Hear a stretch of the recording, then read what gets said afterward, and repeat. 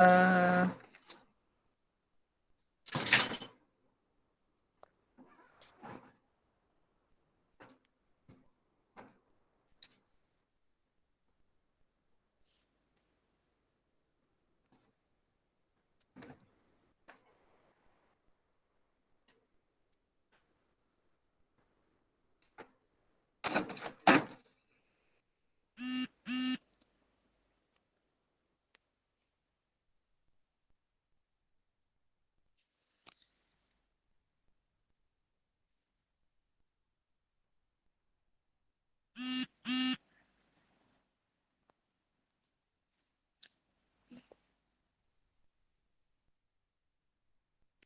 Lima, ibu.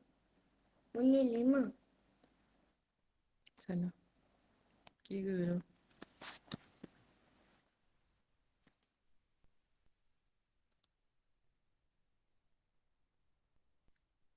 Kira lah.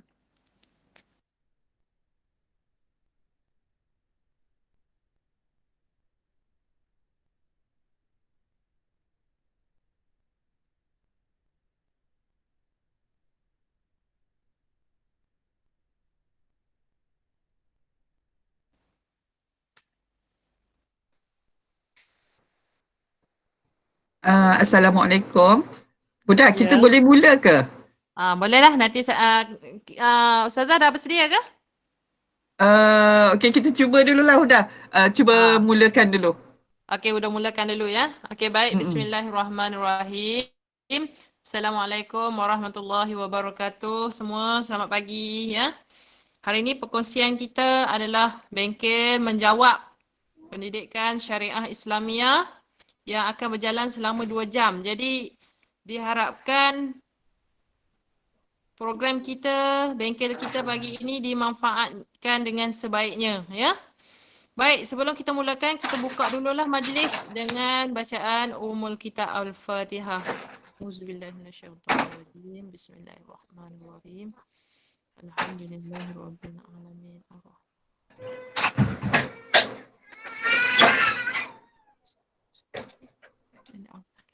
Khairin maghdubi. Amin amin amin ya rabbal alamin. Baik, bengkel kita hari ini akan dikendalikan oleh Ustazah Nurliza Sharman. Ya, seorang ustazah daripada Sekolah Menengah Tengku Ampuan Jamaah Kelang. Kelang ke Shah Alam ya Ustazah? Shah Alam. Shah Alam, daripada Shah Alam. Yang akan berkongsi dan pengalaman Ustazah Nurliza ni dah lama dah ya, lebih daripada 20 tahun dan terlibat dengan pelbagai program-program Jabatan Negeri Selangor dan pengalaman sebelum-sebelum ni di dalam memberikan bengkel kepada pelajar tu dah luas lah. Dah sekolah kita pun dah banyak kali menjemput Ustazah Nurliza. Dan tanpa membuang masa, Ustazah menjemput Ustazah Nurliza untuk meneruskan program bengkel kita pagi ini. Dengan segala hormatnya, saya menjemput Ustazah Nurliza untuk teruskan majlis kita pagi ini. Dipersilakan Ustazah. Bismillahirrahmanirrahim. Alhamdulillahirabbil alamin. Wassalatu wassalamu ala asyrafil anbiya'i wal mursalin wa ala alihi wa sahbihi ajma'in. Rabbi shrah li sadri wa yassir li amri wahlul 'uqdatam min lisani yafqahu qawli. Terima kasih Ustazah Nurul Huda. Terima kasih anak-anak yang telah menyertai program syariah pada hari ini, pendidikan syariah Islamiah untuk teknik menjawab kali ini. Jadi anak-anak yang dikasihi sekalian, kita berada di norma baharu. Macam inilah keadaannya. Bersedia sebenarnya dah 1 jam yang lepas. Tapi sebab untuk live yang ini memang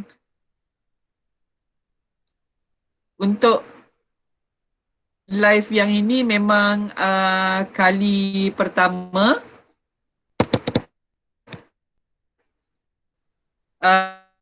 Jadi Ustazah cubalah dengan sebaik yang mungkin. Anak-anak yang saya kasih sekalian, insya-Allah pada hari ini boleh dengar? Boleh Ustazah, boleh. Boleh. Jelas. Boleh eh? Boleh, boleh.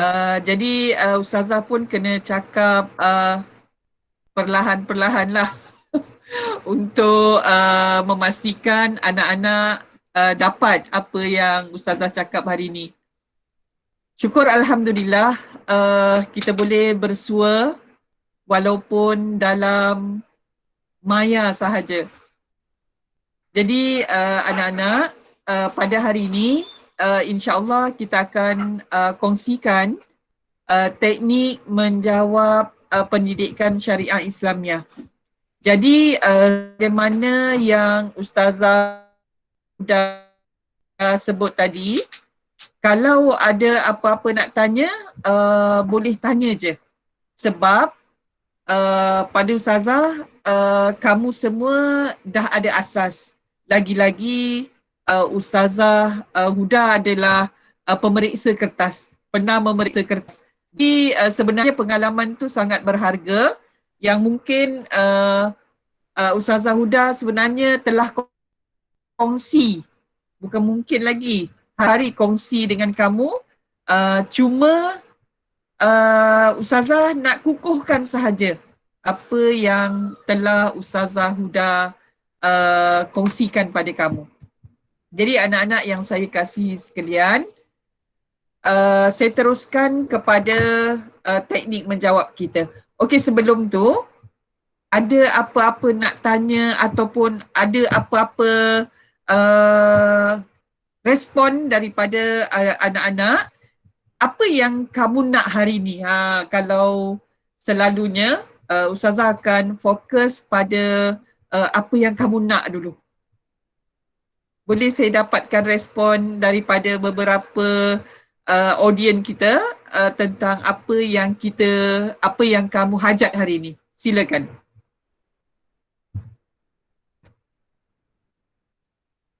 Boleh respon. Boleh respon. Baru Ustazah Nurliza boleh go through apa yang mencapai kehendak pelajar. Ada pelajar menulis di bahagian Okey, chat. jadi okey, saya nampak juga tu. Allah dah tak nampak dah. Boleh terus Ahmad cakap. Danish. Teknik menjawab.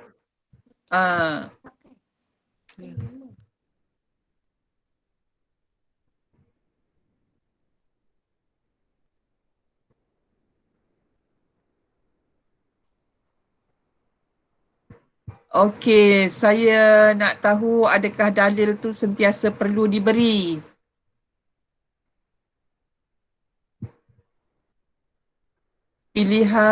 Saranan pilihan kertas nombor 2.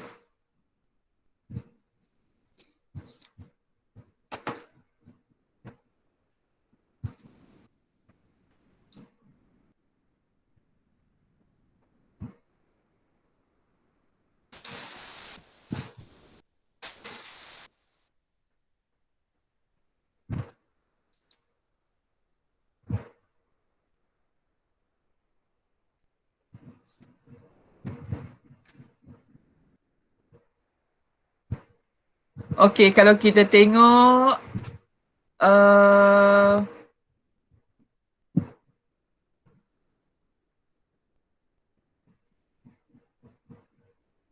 teknik menjawab kebat kertas 2, cara-cara nak jawab kebat 6 markah. Saya nak tahu adakah dalil saranan pilihan nombor soalan kertas 2, cara jawab kebat 4 hingga 6 markah. Okey, dalam bahan saya lah cara jawab soalan yang 2 maklumat diberikan. Okey, 2 bahan. Okey, baiklah. Jadi saya dah nampak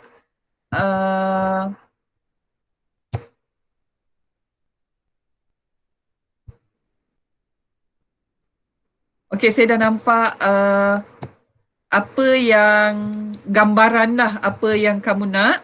Cuma Okey, sekarang ni cuma sebelum saya pergi kepada soalan yang telah diberikan oleh kamu, saya rasa saya perlu mulakan dulu dengan pengenalan kertas satu.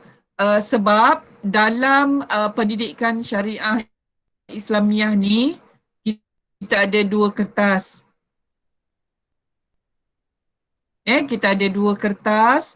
Jadi dalam dua kertas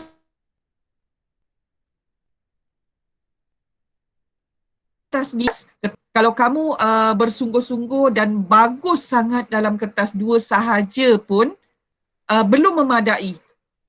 Kalau kertas satu tidak diambil ringan, tidak diambil berat. Jadi anak-anak, saya nasihatkan untuk kertas satu sekali lalu sahajalah.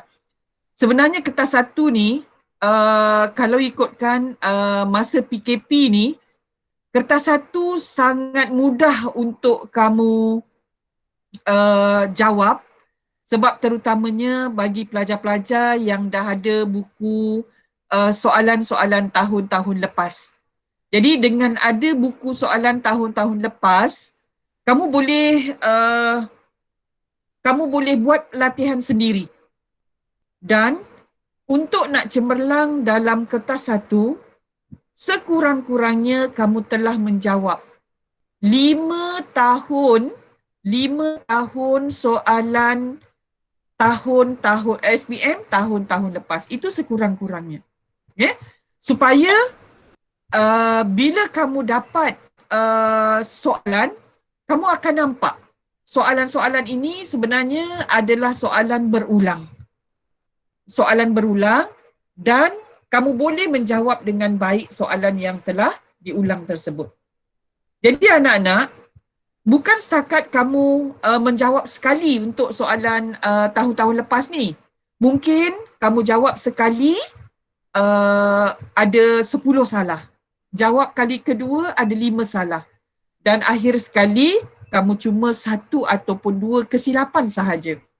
Dan untuk makluman juga, kalau kita lihat macam mana kamu nak cemerlang dalam kertas satu, kamu perlu tengok jawapan ataupun merujuk jawapan dalam buku teks. Jadi peluang PKP ni memang sewajarnya kamu ambil peluang yang penuh untuk menjawab kertas satu, supaya kertas satu kamu boleh dapat paling tidak kalau tak dapat full mark pun kamu dapat 90 ataupun 85 ke atas. Anak-anak yang saya kasih sekalian, saya nak sentuh sikit kertas satu supaya pada Ustazah, PKP ni sangat penting untuk kamu menjawab kertas satu. Okey, baiklah. Saya tunjuk bahan, boleh nampak? Nampak. Boleh. Okey, bagus. Okey, baiklah. Ini tips tips yang paling ringkas lah yang kamu sebenarnya telah amalkan dan perlu diamalkan ketika kamu menjawab kertas satu. Baca, teliti, gariskan, fahami kehendak soalan. Kenapa? Maksudnya, bila kamu dah baca, teliti, gariskan. Jangan lupa gariskan sebab kadang-kadang bila kamu baca sekali lalu, mungkin kadang-kadang perkataan kecuali, perkataan tidak benar, tertinggal untuk kamu fahamkan. Okey? Pastinya pilihan jawapan dalam PSI, terutamanya perbincangan kita pada hari ini, sangat mengelirukan. Betul tak? Betul. Ya. Jadi, apa yang penting ialah baca ke semua pilihan jawapan, ulang baca beberapa kali. Pastikan kehendak soalan dan akhir sekali, pilih jawapan yang tepat. Kadang-kadang tepat tapi tak betul. Itu yang paling penting sekali. Jadi anak-anak yang saya kasih sekalian, sebenarnya dalam menjawab kertas satu ni, kalau kamu biasa dengan latihan-latihan terutamanya soalan-soalan SPM tahun-tahun lepas, pastinya kamu tidak rasa terkeliru ataupun kamu akan biasa dengan jawapan-jawapan yang mengelirukan dan kamu tak pilih jawapan-jawapan yang tidak tepat. Jadi saya rasa saya suka kat sini nak kongsi dengan kamu, saya nak tengok uh, contoh-contoh soalan yang mudah dan mengelirukan supaya kamu jawab. Boleh? Satu dua soalan sahaja. Boleh. Boleh. Okey, baiklah. Saya nak utarakan satu atau dua soalan untuk kamu pilih. Jawab. Sama ada jawab dalam chat ataupun kamu boleh juga jawab dalam suara. Okey, kita tengok soalan sekejap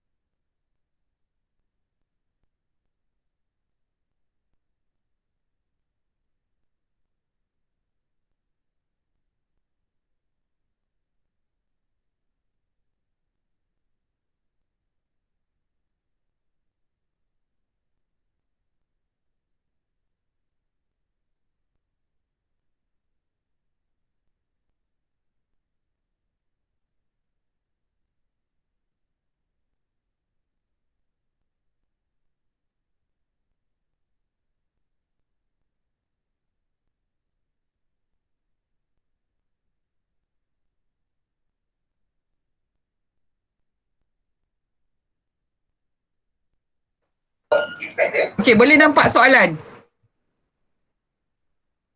Nampak. Okey, cuba sekarang jawab.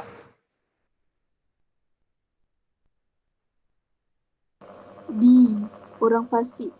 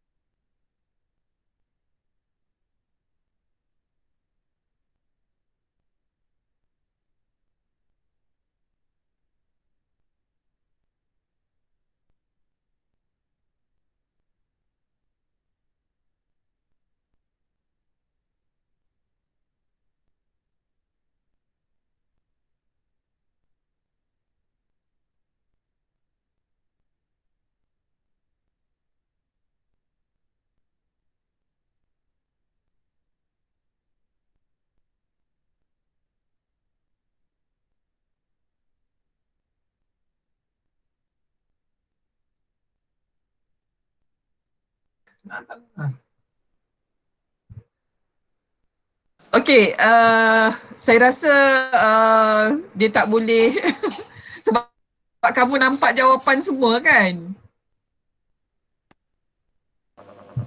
Nampak jawapan. Jadi tak boleh sebab dia tak boleh nak turun balik jawapan dengan selepas kamu menjawab. Jadi baiklah, saya rasa saya perlu simpulkan aja untuk kertas satu ni. Jadi saya harap anak-anak semua faham bahawa kertas satu sama pentingnya dengan kertas dua. Itu yang paling penting sekali. Jadi jangan abaikan walaupun jawapannya ada di situ, tapi semuanya perlu kepada latihan untuk memastikan bahawa kamu boleh dapat markah yang terbaik. Jadi anak-anak yang saya kasih sekalian, saya rasa saya perlu pindah kepada kertas dua. Jadi rata-ratanya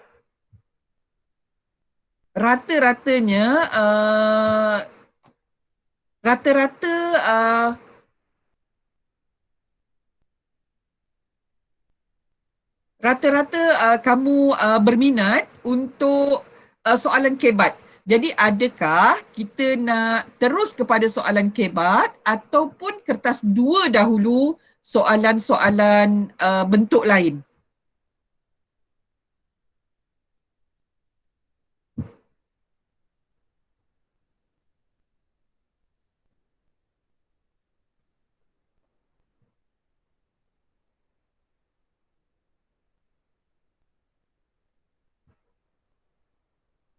Okey, kalau macam tu, kita tengok kertas dua dulu Kita tengok kertas dua dulu sebab soalan kebat nanti, sebab kalau ikutkan agihan soalan tu, soalan kebat hanya mewakili 30 hingga 40% sahaja. Jadi ada 60, 50 ataupun 60% lagi adalah soalan-soalan yang bentuk lain. Jadi saya rasa saya tukar dulu slide Ustazah ni untuk kepada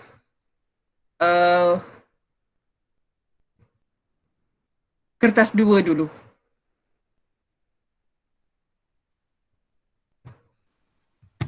Oh, ni kertas adik.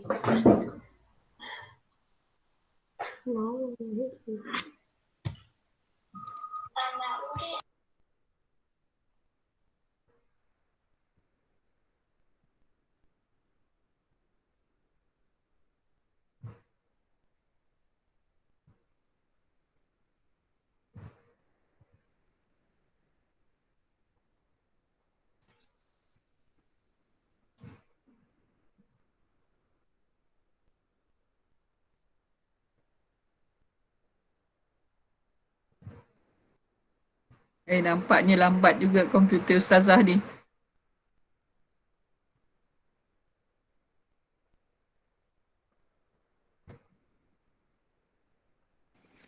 Dia kalau kita nak laju-laju dia hang lah.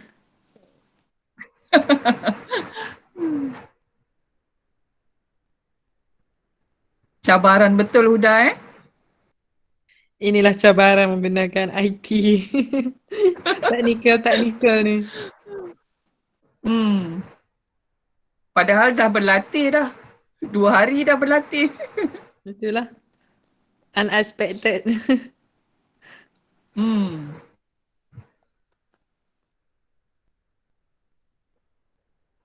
Okey. Dah keluar Dah keluar.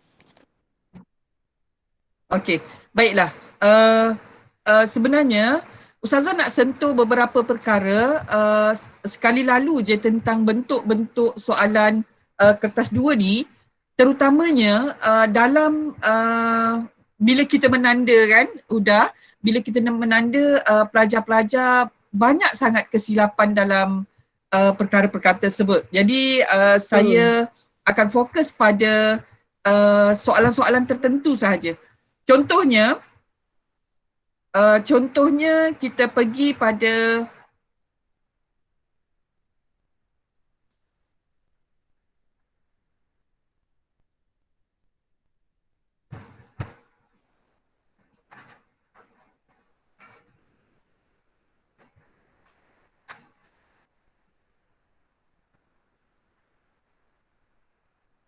Atas,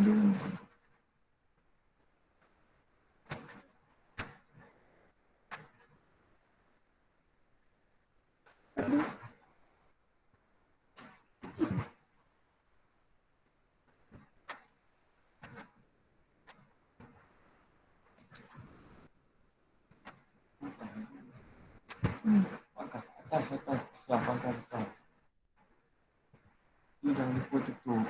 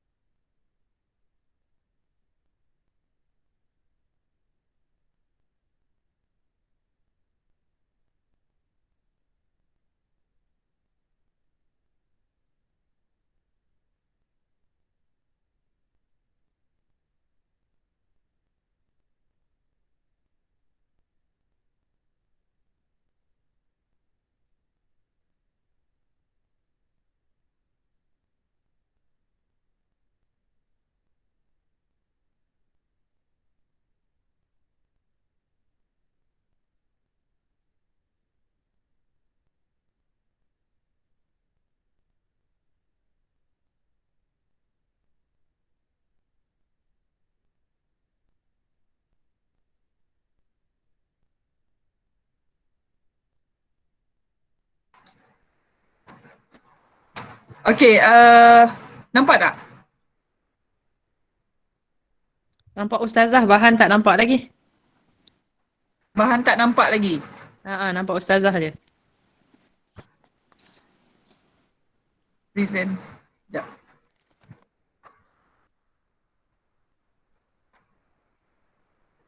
Mouse tukar sebelah.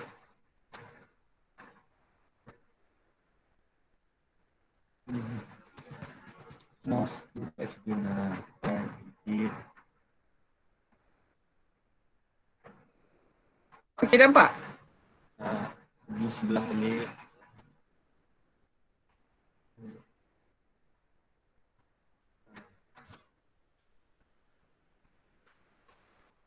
Itu.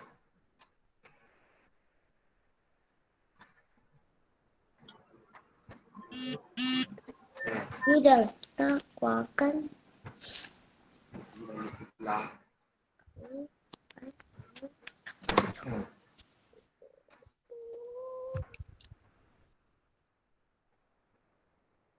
Okey, nampak tak Huda? Belum lagi.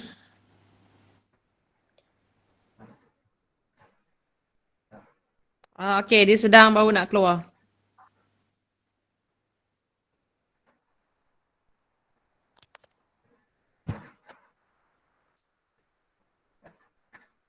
Okey, nampak? Hilang pula. Hilang. Tak nampak. Tadi dah nak presenting dah, lepas tu tak ada pula.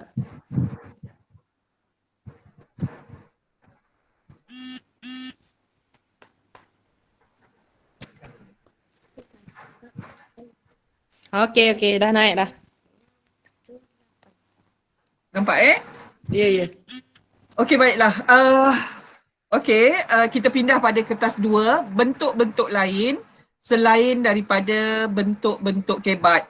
Sebagaimana yang saya rasa Huda pun selalu cerita, bentuk soalan, respon terhad dengan respon terbuka. Jadi biasanya anak-anak lebih suka kepada respon terbuka. Namun jangan lupa, respon terhad ni ataupun dengan kata lain, bahan-bahan yang memang ada dalam buku teks. Dah tak boleh elak untuk anak-anak faham dan juga hafal.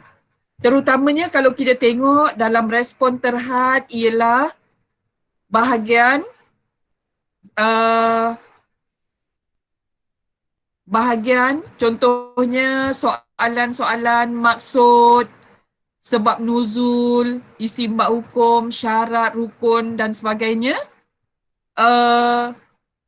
Semua tu adalah tergolong daripada respon terhad, dan bila kita menjawab untuk respon terhad ni, tiada penambahan jawapan yang munasabah, ia adalah fakta yang tidak berubah. Apa maksud fakta yang tidak berubah?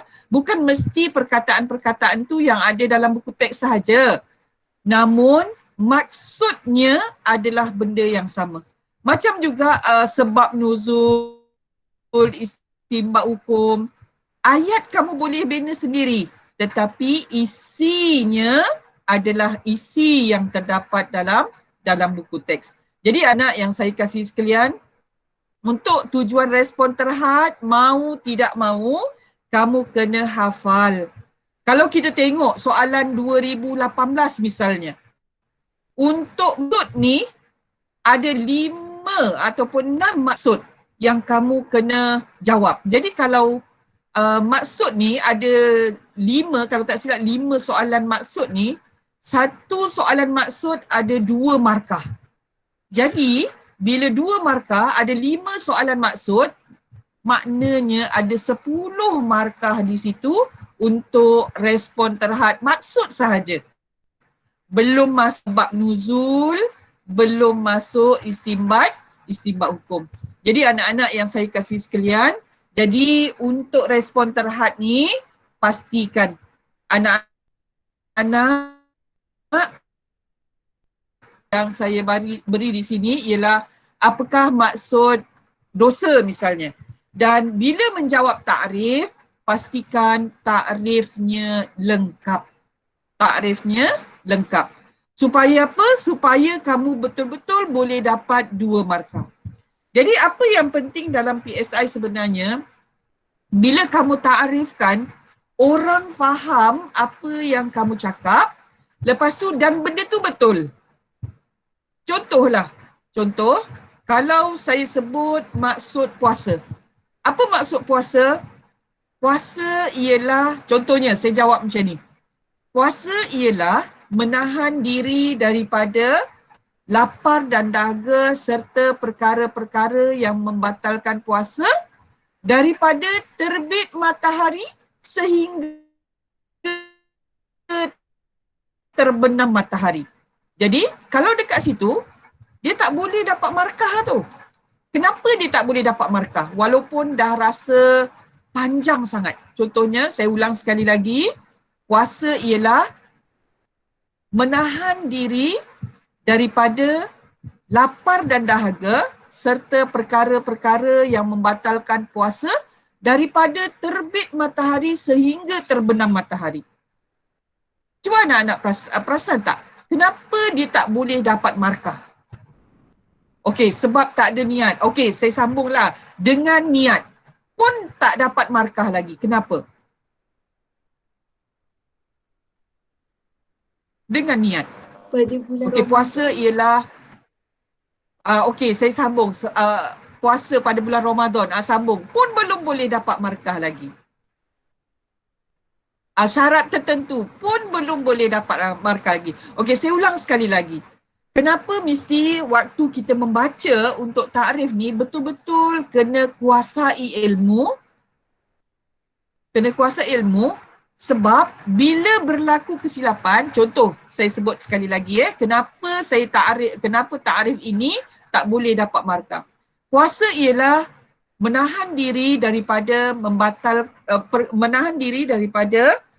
lapar dan dahaga serta perkara-perkara yang membatalkan puasa daripada terbit matahari sehingga terbenam matahari dengan niat pada bulan Ramadan dengan syarat-syarat tertentu. Dia belum boleh dapat markah. Kenapa? Ya, bagus. Muhammad Fakih. Sesuai dengan namanya. Sebab salahnya ialah mulai daripada terbit matahari. Sepatutnya, Fakih kan? Sepatutnya terbit fajar. Sama tak terbit matahari dengan terbit fajar? Terbit matahari pukul berapa? Lain. Lain. Sebab terbit matahari pukul 7, 7 lebih. Fakih, orang lain agaknya dia puasa mula daripada terbit matahari kot.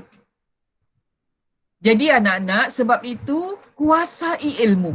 Maknanya istilah-istilah terbit fajar, terbit matahari, gelincir matahari perlu difahami. Jadi anak-anak, waktu kamu nak memberi takrif, contohnya kalau dosa pun, dosa oleh Allah, setakat itu je. Jadi orang yang tak solat, tak berdosa. Sebab itu kena lengkap. Maksudnya dosa ialah melakukan perkara-perkara yang dilarang oleh Allah dan meninggalkan suruhannya. Jadi itu baru boleh dapat dua markah. Jadi anak-anak, itu cerita pasal takrif sebab biasanya takrif banyak keluar dalam soalan. Okey, anak-anak yang saya kasih sekalian, okey, kita perindah itu satu jenis iaitu takrif. Okey, kita pindah pada lain pula.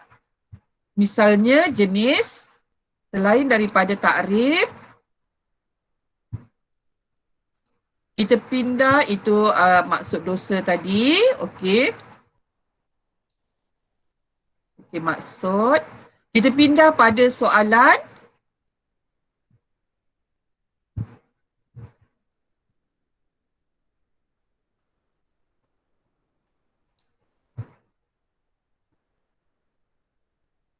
Kita pindah pada soalan walaupun belum keluar.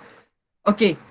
Ini antara contoh dua perkara selain daripada takrif tadi, ada juga respon terhad, contohnya benda-benda yang tidak boleh dikarang ataupun direka-reka. Contohnya dua perkara yang tidak boleh dinasahkan. Jadi ini adalah respon terhad yang kamu tak boleh reka. Mesti kamu kata ataupun memang dalam buku teks pun kita kata segala hukum asas yang qat'i misalnya. Jadi perkara ini memang tak boleh direka. Ataupun tadi saya sebut perkara tak boleh direka ataupun perkara yang termasuk dalam respon terhad juga ialah mengenai rukun, syarat. Perkara-perkara tersebut tak boleh direka-reka. Jadi seterusnya kita pindah pada respon yang terhad. Apa respon terhad contohnya? Contohnya respon terhad lagi, ciri.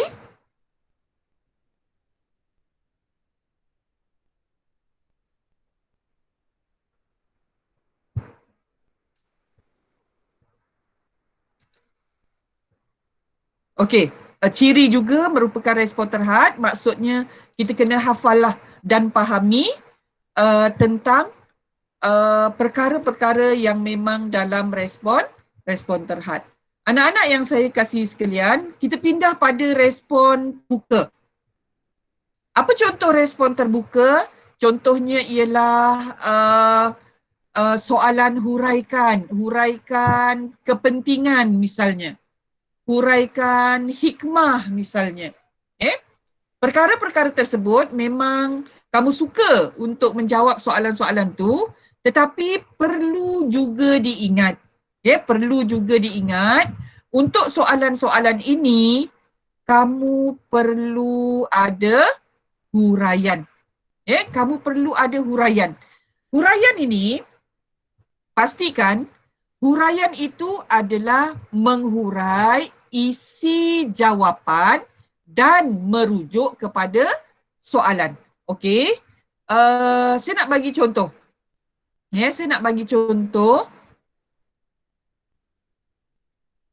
bagi contoh untuk nak menghurai ni, huraian.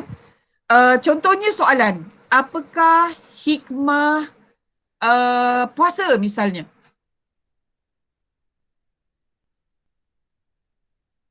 Apakah hikmah puasa misalnya? Perkara tersebut boleh direka. Namun kadang-kadang Namun kadang-kadang huraian kamu itu tidak menepati kepada jawapan yang kamu utarakan. Contohnya ialah macam saya tadi sebut, ataupun apakah faktor yang mendorong seseorang suka berpuasa? Mendorong seseorang suka berpuasa. Ini soalan-soalan yang memang macam aras yang paling rendah sangat. Apakah faktor yang mendorong seorang suka berpuasa? Contohnya kamu kata kerana iman yang kukuh. Ini iman yang kukuh memang sangat-sangat standard lah untuk dijadikan banyak tempat untuk kita menjawab soalan ni. Okey, iman yang kukuh. Jadi macam mana kamu nak kaitkan dengan faktor yang mendorong seorang berpuasa? Jadi contoh huraiannya ialah iman yang kukuh menjadikan seseorang itu tahu tentang faedah ataupun pahala yang besar ketika kita melakukan puasa. Sebab itu dia berpuasa. Sebab iman yang kukuh tahu apa yang kita buat, Allah Ta'ala akan balas dengan kebaikan. Ya?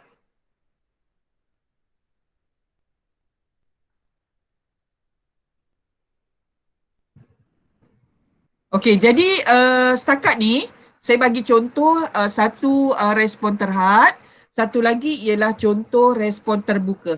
Setakat ni ada apa-apa nak tanya tak tentang soalan ini? Nanti sesi seterusnya saya akan cerita pasal soalan hujah dan juga soalan kebat. Okey, sebelum kita pindah pada soalan hujah dan kebat, ada apa-apa nak tanya tak? Kalau soalan tu minta 2 ciri atau syarat tapi 4 markah, perlu letak ke huraian atau nyatakan isi sahaja? Bagus Amin, terima kasih Amin kerana sudi bertanya dan boleh memberi panduan kepada yang lain. Anak-anak, memang kalau kita periksa kertas anak-anak, masalahnya dekat sini. Kalau soalan minta 2 dan kamu tengok ada 4 markah, perlu letak huraian. Perlu letak huraian. Sebab tu anak-anak, jarang sangat dengan satu perkataan atau 2 perkataan kamu boleh dapat 2 markah. Sebab itu, jadi sekarang ni kamu kena faham bahawa bila dia minta 2 tapi markahnya ada 4, maka syarat ataupun ciri yang disebut dekat situ perlu ada huraian. Perlu ada huraian supaya kamu tak terlepas daripada markah 4 tu. Kalau kamu bagi 4 ciri dengan dia kata nyatakan 4 ciri, contohnya kamu bagi nyatakan 2 ciri tapi kamu tanpa huraian, maka markah akan dapat berapa? Markah akan dapat 2 sahaja, walaupun bagus Haikal. Dia dapat 2 sahaja. Atikah pun bagus, dapat 2 sahaja kerana dia minta 2 ciri sahaja, bermaksud kat situ perlu ada huraian. Okey, ada soalan lain sebelum kita pindah kepada kebat dan hujah? Ustazah, saya ada soalan. Okey, bagus. Syahidah. Kalau soalan tu minta huraian, kan sebenarnya guna teknik suka yang supaya kerana Teknik apa? Suka, supaya untuk kerana agar. Oh, okey. Tapi kalau saya tak guna tu, tapi saya guna macam maka sekiranya apabila, boleh ke? Okey, bagus soalan tu Syahidah. Sebenarnya kalau setahu saya lah, kita bukan tengok pada ayat kita panggil kata hubung tu kan. Kita tak tengok dalam pendidikan syariah Islamiah, kita tak tengok mesti ada supaya, mesti ada agar, kita tak tengok. Tetapi kita tengok adakah ayat selepas isi itu menerangkan kepada huraian ataupun menghurai kepada isi yang kamu sebutkan. Sebab kadang-kadang mungkin ada satu-satu soalan tu dia minta huraikan, tetapi tak perlu ada supaya pun dia boleh huraikan. Nanti kalau sempat kita sebab saya rasa bila saya buka bahan dia agak lambat, jadi saya rasa saya perlu cakap je, mungkin nanti Ustazah Huda boleh sambung huraian saya. Jadi saya cakap je. Jadi Syahidah ke siapa tadi yang tanya? Betul Syahidah. Syahidah, tidak mesti ada perkataan yang kamu sebutkan tadi. Yang penting kita hurai. Kadang-kadang ada situasi yang kita tak ada idea tau. Kita tahu tapi kita tak tahu nak cakap macam mana. Jadi nasihat saya, cakap je. Cakap je. Sebab kadang-kadang bahasa kamu tu bila kamu tulis panjang, kita faham. Oh, pelajar ni nak cakap macam ni. Itu yang kita faham. Sebab tu sambung aja ayat walaupun tanpa ada perkataan-perkataan tersebut. Okey, soalan lain? Okey, saya nak jawab soalan Nadrah. Kalau soalan minta 4 ciri tapi 4 markah, letak isi sahaja atau kena hurai juga? Okey, bagus soalan Nadrah ni. Okey, sebenarnya kenapa kita belajar teknik menjawab? Kerana kita tak nak membazir masa. Contohnya kalau dia nak 4 ciri, lepas tu markahnya 4, jadi kita bagi ayat lengkap sahaja. Dalam syariah tak boleh seketul-seketul. Kadang-kadang tidak membawa maksud yang baik. Jadi Ustazah harap bila kamu menjawab walaupun 4 ciri tak perlu hurai, kamu kena jawab ayat lengkap. Ayat lengkap. Kat sini Ustazah tak sempat nak buka bahan-bahan yang selalu kalau kita live live laju kita boleh cari bahan. Jadi tak payah nak hurai, membazir masa. Macam tu istilahnya, membazir masa. Sebab kita banyak lagi soalan-soalan lain yang perlu dihurai. Jadi buat ayat lengkap sahaja. Tapi kalau misalnya dia kata senaraikan ataupun senaraikan ciri-ciri orang beriman, 4 ciri orang beriman. Contohnya istiqomah melakukan amal soleh. Macam tu. Jadi tak boleh istiqomah saja. Tak boleh istiqomah sahaja. Sebab istiqomah ni mungkin istiqomah buat jahat. Mungkin istiqomah buat perkara-perkara yang tak baik. Sebab itu saya kata bila buat walaupun 1 markah, buat ayat lengkap. Istiqomah melakukan perkara amal soleh ataupun perkara kebaikan. Contohnya macam tu. Okey. Okey Nadra, Syahidah. Okey, ada soalan lain?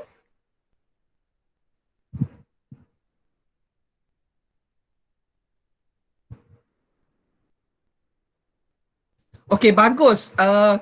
Sebenarnya Ustazah ada masalah nak buka PowerPoint yang bahagian tadi masih lagi dalam bagus Nur Aisyah. Nur Aisyah tanya jadi Ustazah cerita je lah. Jadi tolong buat catatan.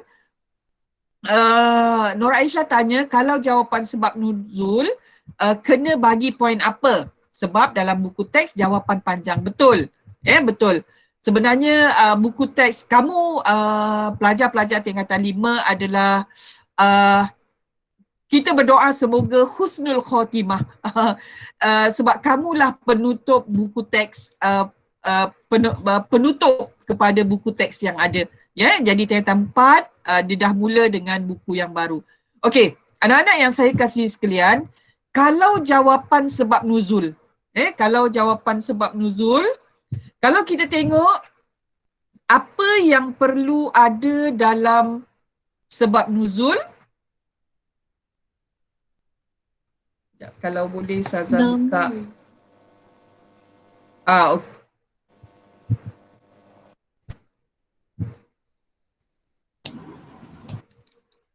Okey. Nama tadi siapa jawab nama. Yang penting ialah okey, nampak tak slide Ustazah? Nampak. Okey. Nama. Siapa nama? Nama mesti tepat kalau salah bin tiada markah. Sebab pernah, biasanya salah bin ni terutamanya bila, ataupun salah eja kadang-kadang pun macam tu juga. Contoh pernah keluar soalan tentang zina. Siapa watak ataupun sebab nuzul untuk zina ni?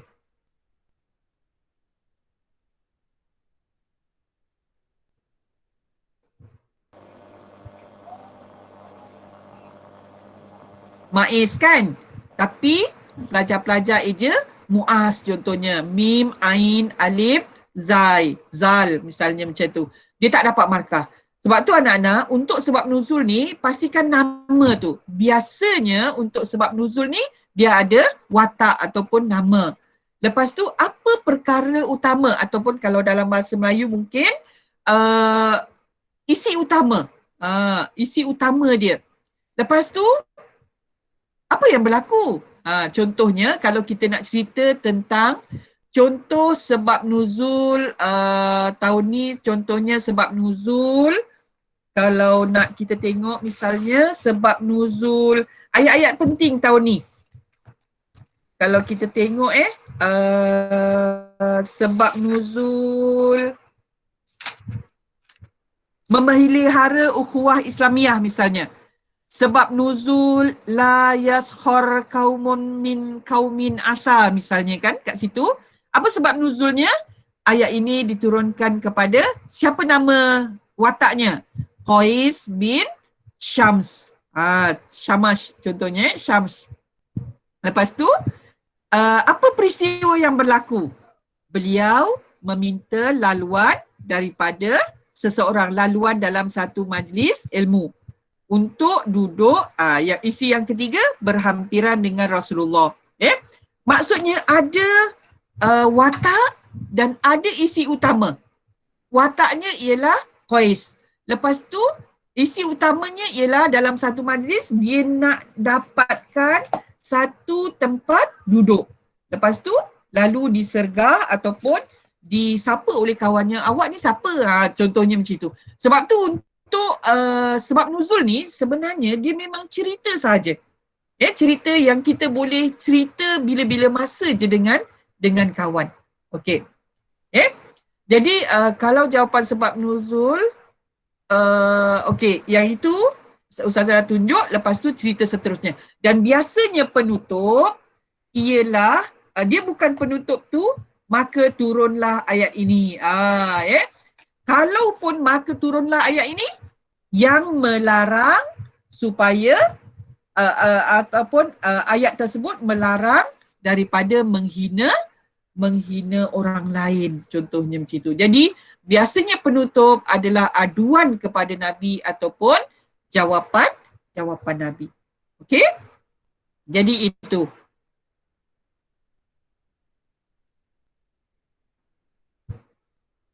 Nadra masalah pendengaran. Apa masalahnya? Tak Ustazah, yang tadi pasal sebab nuzul tu tadi. Oh, okey. Okey, faham. Okey, jadi itu sebab nuzul. Okey, soalan lain? Istinbat hukum. Saya sebut jugalah sebab biasanya satu istinbat hukum ataupun ya, bagus. Danish, sesuailah Danish. Ustazah, kalau kaedah istinbat hukum pula, kalau kaedah istinbat hukum pula, dia 4 perkara. Sebab biasanya 4 perkara. Cuma pernah ada juga keluar yang 2 markah. Itu setahun je lah keluar 2 markah untuk istinbat hukum. Jadi istinbat hukum, apa yang penting? Pertama sekali ialah lafaz ataupun potongan ayat ataupun hadis. Lepas tu huraian kepada lafaz. Lepas tu kaedah, lepas tu hukum. Okey, contoh. Kita ambil contoh kalau hadis tahun ni yang agak glamour. Agak glamour tu maksudnya hadis yang dah lama tak keluar. Contohnya kita ambil arak lah. Kita ambil arak. Okey, untuk arak apa lafaz ataupun potongan atau potongan ayat ataupun potongan hadis untuk 10 golongan yang diharamkan. istimbat La'ana. hukum Arab, tajuk Arab. Ya, bagus. La'ana, ya, fadilatul hikmah. Perkataan la'ana ni bila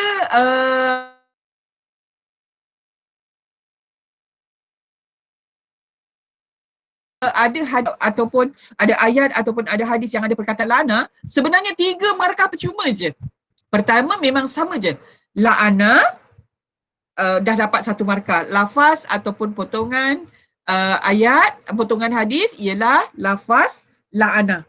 Lepas tu huraian kepada lafaz. Anak-anak kena ingat, huraian kepada lafaz ini tidak semestinya ia merupakan fi'il mudhari' yang disertai dengan tidak semestinya itu. Kita tengok dalam buku. Kita tengok dalam buku. Kalau la'ana, huraian kepada lafaz dia ialah bermaksud Rasulullah sallallahu alaihi wasallam melaknat. Melaknat. Dah dapat 2 markah. Itu maksud, itu huraian kepada lafaz tadi. Jadi kena ingat, huraian kepada lafaz kadang-kadang ia berupa i'rab. Apa maksud i'rab? Fi'il mudhari' yang disertai dengan apa-apa itulah. Ataupun kadang-kadang berupa maksud. Jadi untuk la'ana, dia adalah maksud kepada perkataan la'ana tu, iaitu la'ana bermaksud Rasulullah sallallahu alaihi wasallam melaknat. Okey, seterusnya yang ketiga kaedah. Kaedah ni formula. Bila perkataan la'ana, apa dia? Kaedahnya apa? Setiap perkara yang dilaknat oleh Rasulullah sallallahu alaihi wasallam juga perkara yang dilarang oleh Allah. Itu kaedah. Memang kalau la'ana itu kaedahnya. Dan akhir sekali hukum, anak-anak perlu diingatkan. Bila hukum ini kamu tak boleh cakap Melayu. Apa maksud cakap Melayu? Oleh itu tak boleh minum arak. Itu memang tak ada markah. Oleh itu tak boleh minum arak. Itu memang tak ada markah. Jadi apa yang perlu kamu tulis dalam hukum? Cuba jawab seorang. Apa yang perlu kamu tulis dalam hukum? Maka hukum arak ialah haram. Oleh itu, Bagus. Okey, cuba Liana. oleh itu hukum terlibat dalam 10 golongan yang terlibat dengan haram ialah haram. Okey, ada suara lelaki tu nak cuba. Okey, Liana bagus. Lagi?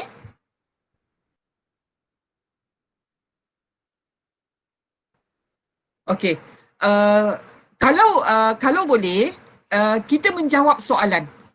Contohnya, kalau soalannya bagaimanakah cara mengistinbat hukum arak? Jadi, oleh itu hukum terlibat dengan arak ataupun minum arak adalah haram. Perkataan haram tu ya yang kita cari. Ya, bagus Nurul Iman. Nurul Iman. Dennis pun sama. Maka hukum minum arak adalah haram. Hukum arak dan semua yang terlibat dengan arak adalah haram. Dua-dua dapat markah. Okey, bagus Jadi macam tu. Jadi itu dia jawapan mengenai cara kita membuat istinbat hukum. Selalu pelajar-pelajar tanya, boleh tak buat dalam perenggan ataupun boleh tak buat poin sahaja. Jadi anak-anak, dua-dua pun tak apa. Tapi kalau kalau saya rasa pemeriksa semua suka kalau kamu buat poin. Sebab buat poin itu, kamu pun nampak dah cukup isi 4 markah dan pemeriksa pun cepat nampak markah kamu. Ataupun nampak jawapan kamu dah cukup 4. Okey. Ustazah, kalau untuk hukum sunat, kena tulis ke ayat yang menasahkan dia. Contoh hukum Qiyamul Lail. Okey anak-anak, bagus.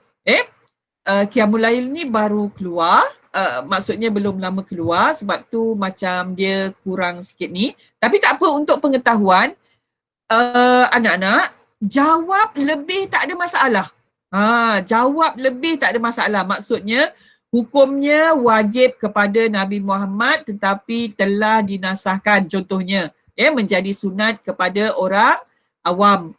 Tidak ada masalah untuk kamu nak cerita lebih macam tu. Boleh juga.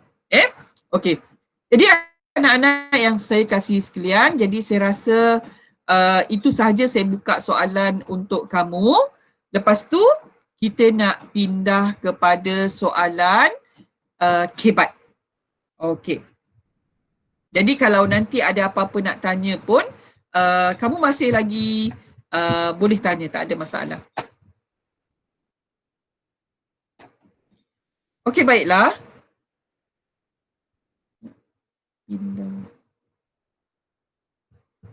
Kita teruskan kepada kebat,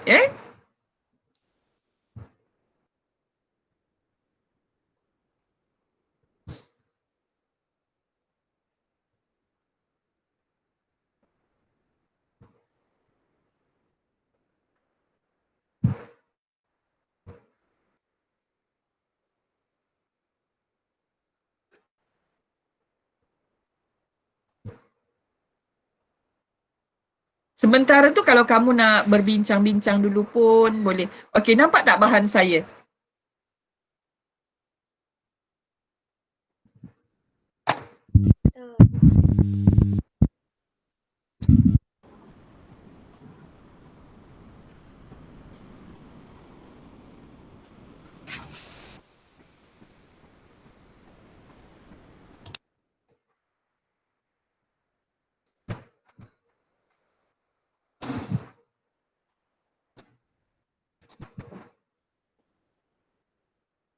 Okey, nampak bahan saya?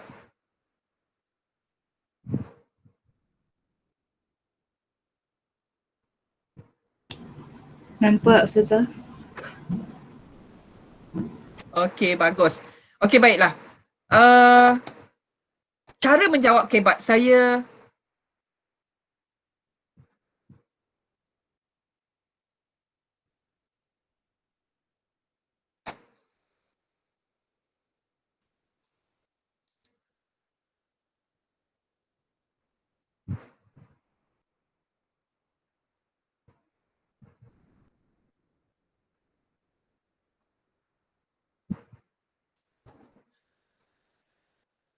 okey, baiklah. Kamu nampak bahan? Betul, Tak. okey. Tak nampak. Kejap lagi. Okey, apa pun saya cerita dululah. Okey, untuk menjawab soalan kebat ni, cara menjawab kebat ada dua. Ada dua. Iaitu cara menjawab holistik dan juga cara menjawab analitik. Okey. Siapa boleh kongsi? Anis Nabiha. Cuba Anis kongsikan apa yang kamu faham dengan cara menjawab kebat holistik. Anis Nabiha.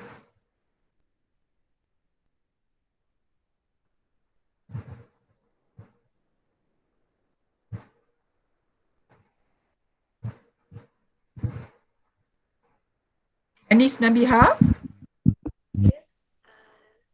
Okey. Anis Nabiha faham tak cara menjawab holistik? Dia kena ada isi, huraian, huraian lengkap.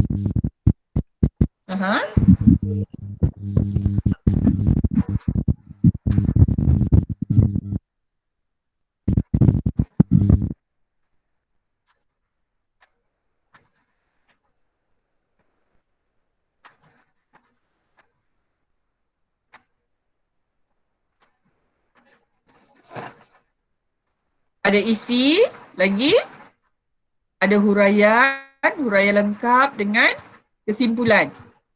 Okey, nak dengar suara Ahmad Najwa lah. Anak Ahmad Najwa, macam mana cara menjawab soalan kebat analitik?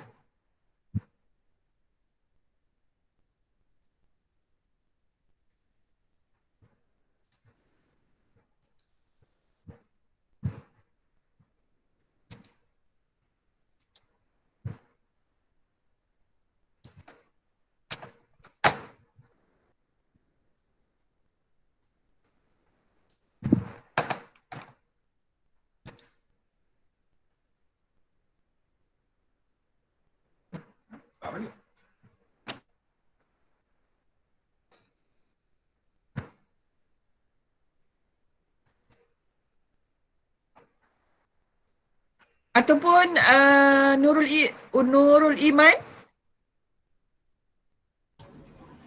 Ya, Ustazah.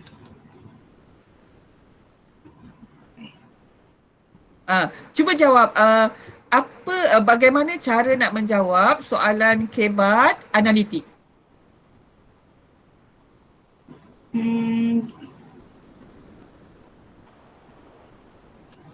Kebat analitik dia suruh kita analisis dulu soalan. Okay. Saya tak pasti lah, Ustazah.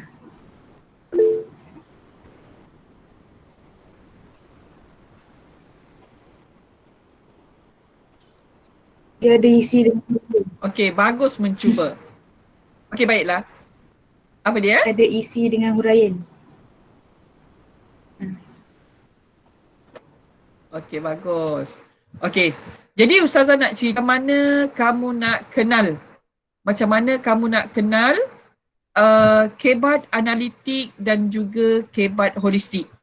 Senang aja. Senang aja nak tahu. Pertama sekali, kamu tengok ada tak bilangan.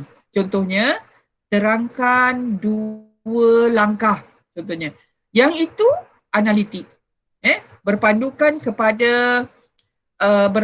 kepada artikel di atas. Cadangkan 2 langkah mengatasi pembuangan bayi. Contohnya macam itu kan. Jadi, yang itu adalah kita panggil kebat analitik. Kebat analitik, kalau kamu jawab secara holistik, maknanya ada isi, ada huraian, ada penerangan huraian dan sebagainya, kamu akan dapat 2 markah saja walaupun kadang-kadangnya 6. Jadi Anis Nabiha, Anis Nabiha dia kata kebat analitik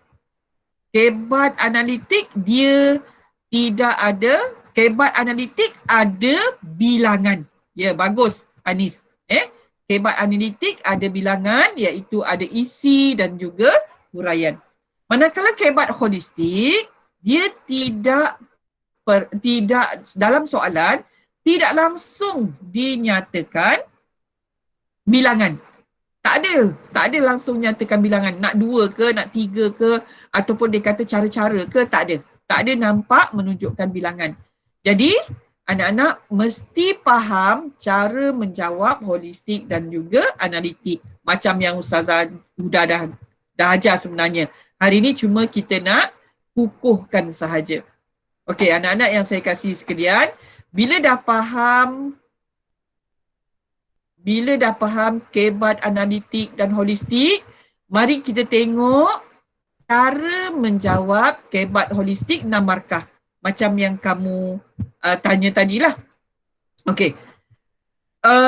Sebab itu, saya cadangkan bila kamu dapat je soalan, masa tu kamu belum berkecamuk lagi kan.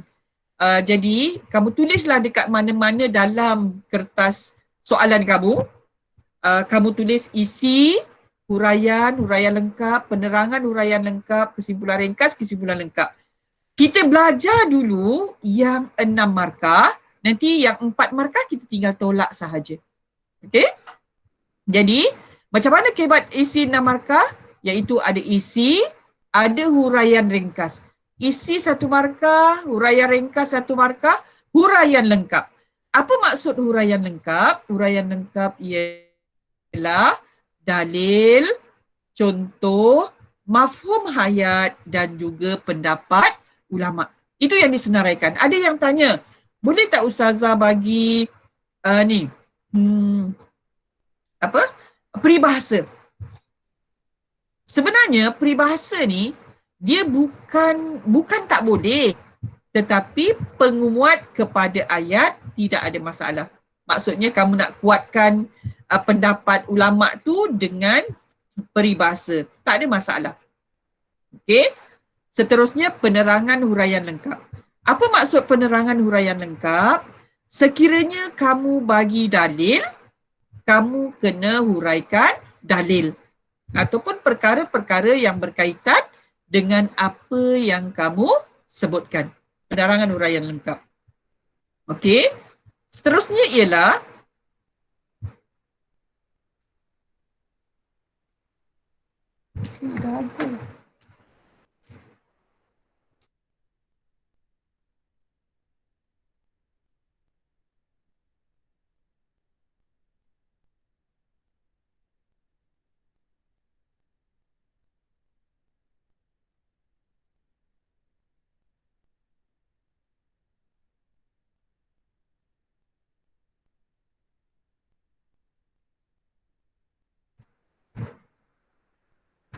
okey, baiklah, saya sambung.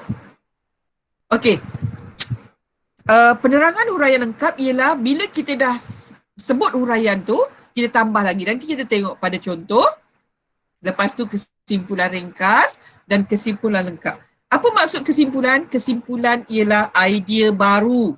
Ingat, bukan ulang semula isi. Ramai sangat pelajar-pelajar bila suruh buat kesimpulan, dia ulang balik isi ataupun kadang-kadang ulang balik isi dalam soalan. Okey. Jadi, setakat saya cerita ni, sebelum saya bagi contoh, ada apa-apa nak tanya? Okey, silakan.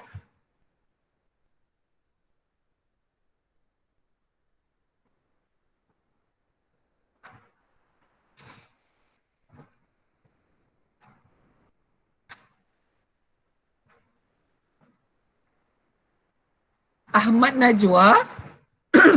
Nak panggil lagi Ahmad Najwa ni. Ahmad Najwa faham ke? Faham Ustazah, insyaAllah. Bagus. Baru dengar suara merdu dia. Okey, baiklah. Haikal Daniel. Saya nak tahu, adakah dalil tu sentiasa perlu diberi atau kita bagi apabila dia tanya saja. Bagus soalan ni. Macam soalan cikgu-cikgu pula. Okey, baiklah. Adakah dalil itu sentiasa perlu diberi? Anak-anak yang saya kasih sekalian, sebab itu kalau kamu dapat soalan, bila kamu dah kenal pasti, ia analitik ataupun holistik. Okey? Sebab tu saya cadangkan kamu salin aja dulu ataupun kamu ingat dulu ada isi, ada huraian lengkap dan sebagainya tu, kamu tulis dulu. Jadi, dalam huraian lengkap ini sama ada, ya, sebab itu dalam kurungan bahan ustazah tu, kamu nampak bahan ustazah kan? Dalam huraian tu, dalam huraian lengkap tu, boleh dalil, boleh contoh, boleh mafhum ayat ataupun boleh pendapat ulama. Jadi menjawab kepada soalan Haikal, adakah sentiasa perlu diberi? Tidak. Tidak sentiasa perlu diberi. Namun, kalau kamu memang tahu dalilnya, dan benda tu perkara-perkara biasa sahaja, sebenarnya lebih cepat dapat markah kalau kamu bagi dalil. Dan penerangan huraian lengkap bukan erti kepada dalil. Bukan contohnya innamal a'malu sebagaimana yang disebut dalam hadis innamal a'malu binniyat. Penerangan huraian lengkap kamu sesungguhnya setiap perkara mestilah disertai dengan niat. Tak boleh. Penerangan huraian lengkap lebih kepada penerangan kepada dalil. Contohnya, dalam Islam, setiap perkara yang dilakukan oleh seseorang hendaklah dilakukan dengan niat yang baik. Contohnya macam tu. Ya, penerangan. Okey, bukan erti sahaja kepada dalil. Okey? Baiklah. Jadi tak semestinya kepada dalil. Boleh yang lain-lain sesuai dengan soalan yang diberikan. Okey, kalau soalan kata cara-cara tu menunjukkan analitik atau holistik. Okey, bagus soalan Anna Syifa. Sebenarnya soalan ini, cara-cara ni pernah ada keluar dalam soalan SPM tapi dia sebut langkah-langkah. Saya teringat lagi soalan bagaimana cara cadangkan langkah-langkah yang kerajaan ambil untuk menjaga keselamatan negara. Soalan SPM tu.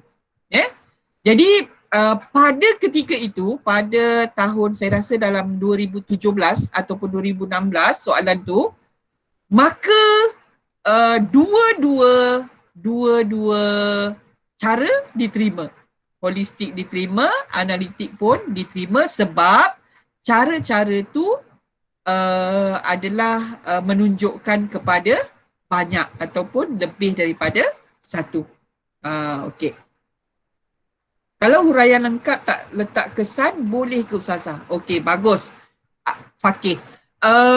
Sebenarnya huraian lengkap, kalau huraian lengkap letak kesan, boleh ke Ustazah? Okey. Sebenarnya anak-anak, apa pun bergantung kepada soalan. Bergantung pada soalan. Nanti saya rasa saya elok bagi contoh dulu. Lepas tu nanti kamu boleh faham. Soalan ni kamu baca kena bukan sekali tau. Bila kamu dapat soalan kebat, baca dulu soalan. Baru baca stimulus supaya tidak membazir masa. Paling tidak waktu kamu membaca soalan tu, maknanya kamu dah waktu kamu membaca stimulus, kamu dah berfokus nak cari jawapan apa. Okey, baiklah. Saya rasa saya perlu tunjukkan contoh dulu supaya jelas. Saya nak tunjukkan contoh soalan tahun lepas. Okey. Nanti ada yang tadi tanya yang 2 stimulus dan sebagainya. Okey, saya nak tunjuk soalan tahun lepas. Ini soalan tahun lepas. Soalan tahun lepas. Contohnya firman Allah, innama yakhsyallahu min ibadihil ulama innallaha azizun ghafur. Ini 2 stimulus. Jadi ada yang tanya tadi macam mana nak jawab 2 stimulus. Okey, sebelum tu saya nak jawab dululah soalan Nadrah ni. Sebab takut tertinggal nanti. Kalau dia punya maklumat tu ada bagi dalil, boleh ke pakai dalil yang diberi tu untuk masukkan kad bahagian huraian lengkap kita. Okey? Boleh, tak ada masalah. Dia masuk bahagian huraian lengkap, boleh. Dalilnya ialah ambil daripada artikel, tak ada masalah. Setakat ini, setakat tahun lepas, memang boleh ambil dalil daripada stimulus yang diberi. Okey? Baiklah, kita pergi kepada soalan ni. Kalau ada soalan nanti boleh tanya lagi. Kita pergi kepada soalan tahun lepas, 2 stimulus. Macam mana nak menjawab 2 stimulus dengan 6 markah? Tadi saya sebutkan, kalau kamu, dia sebenarnya bergantung penuh kepada arahan soalan. Contohnya, kan saya kata tadi, kita kena baca soalan dulu sebelum kita baca stimulus. Jadi, kita baca soalan. Berdasarkan 2 nas di atas, huraikan amalan yang boleh meningkatkan iman. Jadi, fokus kita ialah kita nak cari apakah amalan yang boleh meningkatkan iman. Okey. Cuba siapa boleh jawab? Apa amalan yang boleh meningkatkan iman? Daripada di atas. Dekat atas dia sebut apa tahu? Sesungguhnya orang yang paling bimbang dan takut melanggar perintah kepada Allah dari kalangan hamba-Nya ialah orang-orang yang berilmu. Sesungguhnya Allah Maha Perkasa. Ayat kedua pula, yarfa'illahu allazina amanu minkum wallazina utul ilma darajat. Wallahu bima ta'maluna khabir. Allah akan mengangkat darjat orang-orang yang beriman di antara kamu dan orang yang diberi ilmu beberapa darjat. Dan Allah Maha bijaksana dengan apa yang kamu kerjakan. Berdasarkan dua nas di atas, huraikan amalan yang boleh meningkatkan iman. Okey, bagus. Anis, Nabiha, Dennis, Nadira. Ya, amalan yang boleh meningkatkan iman ialah orang yang, sama ada kamu buat orang yang rajin menuntut ilmu, orang yang menuntut ilmu, orang yang sentiasa usaha untuk menuntut ilmu, semua tu boleh. Menuntut ilmu je pun boleh. Cuma buat ayat lah sikit biar lengkap nanti jawapan kamu.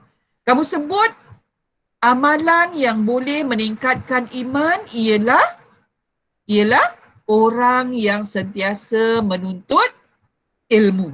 Okey, nak masuk pun boleh Hanif, tak ada masalah. Okey, cuma Haikal, ilmu tu tak boleh Haikal. Mesti, ya bagus. Nadira, dia minta amalan je. Amalannya menuntut ilmu, bukan ilmu. Jadi, satu markah dah. Sebab kita sebut tadi, bila 6 markah, kita sebut satu. Isinya ialah orang yang menuntut ilmu. Okey, huraiannya apa? Huraiannya apa? Kita nak sebut macam mana huraiannya? Huraikan orang yang menuntut ilmu tu. Kerana apa? Kerana apa? Orang yang menuntut ilmu, saya tunjuk jawapan lah biar cepat sikit. Okey, dia boleh isi sama ada, okey, saya nak cerita teruslah ni. Bila ada dua maklumat, boleh, kalau soalan yang macam ni lah, soalan maksudnya, dia minta cara untuk menambahkan iman, Jadi, dia boleh sebut isi yang pertama, sebut isi yang kedua pun boleh. Ataupun kamu sebut isi yang pertama, contohnya kamu sebut menuntut ilmu. Atau kamu sebut orang yang boleh menambahkan iman ialah dengan cara mendampingi ulama. Pun boleh. Ataupun huraikan, ataupun sebut daripada isi pertama, isi kedua pun boleh. Sebenarnya soalan kebat anak-anak, dia nak bagi markah sangat pada kamu.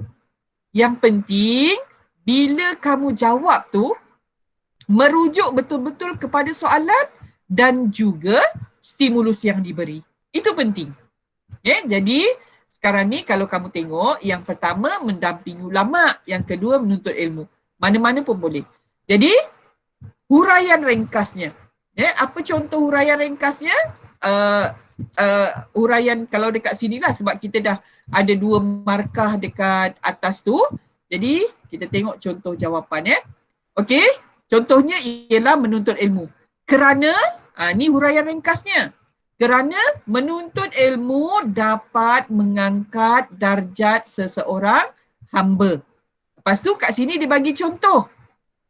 Kan huraian lengkap tadi boleh bagi contoh, boleh bagi dalil dan sebagainya. Jadi contoh para ulama yang sentiasa menuntut ilmu dan menyebarkan ilmu. Boleh mendekatkan diri pada Allah. Ini contoh jawapan saja. Okey, lepas tu huraian kepada huraian lengkap tadi. Ilmu dapat, kerana dengan menuntut ilmu dapat menimbulkan rasa takut untuk melakukan maksiat. Okey, sekarang tibalah kesimpulan. Kejap saya tengok. Nadra, mendampingi ulama untuk menuntut ilmu daripada mereka boleh. Mendampingi ulama untuk boleh, tak ada masalah. Boleh. Mendampingi ulama untuk menuntut ilmu daripada mereka, tak ada masalah. Okey? Kita tiba pada kesimpulan.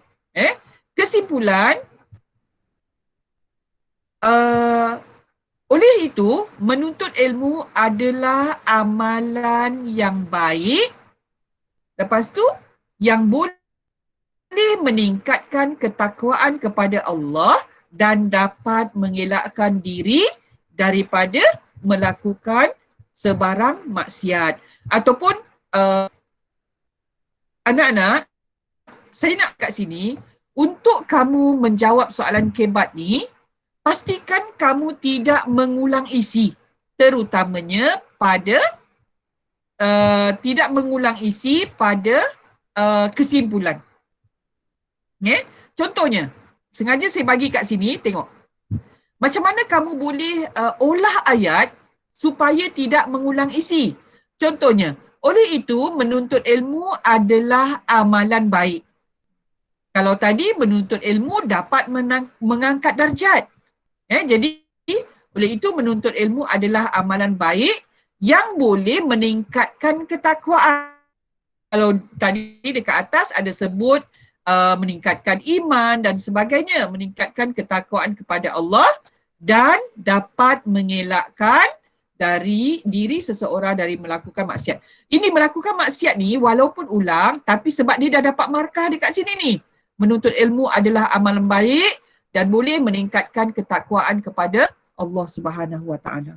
Jadi kalau ada maksiat ni pun kita tak anggap sangat dia mengulang, pasal itu penyedap je sebab dia dah dapat markah daripada yang atas. Okey, setakat ni ada nak tanya?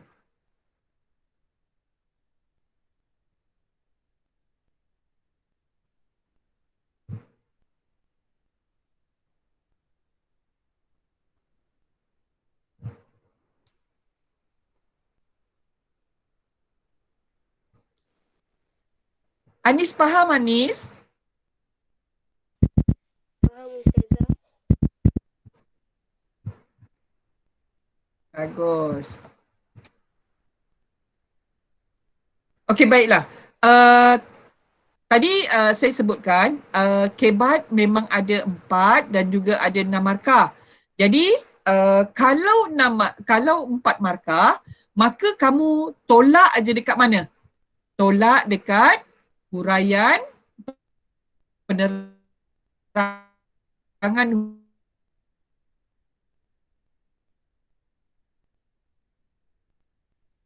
huraian lengkap dan sangatlah. Sebab juga macam mana? Tak ada masalah juga, sebab kalau lebih pun tak ada masalah. Okey? Baiklah. Saya rasa saya perlu juga untuk soalan usul fiqh tahun lepas. Masih boleh bersedia lagi? Boleh Ustazah. Okey, bagus ya. Kita teruskan ya. Soalan usul fiqh tahun lepas. Kamu dah jawab dekat sekolah ke belum?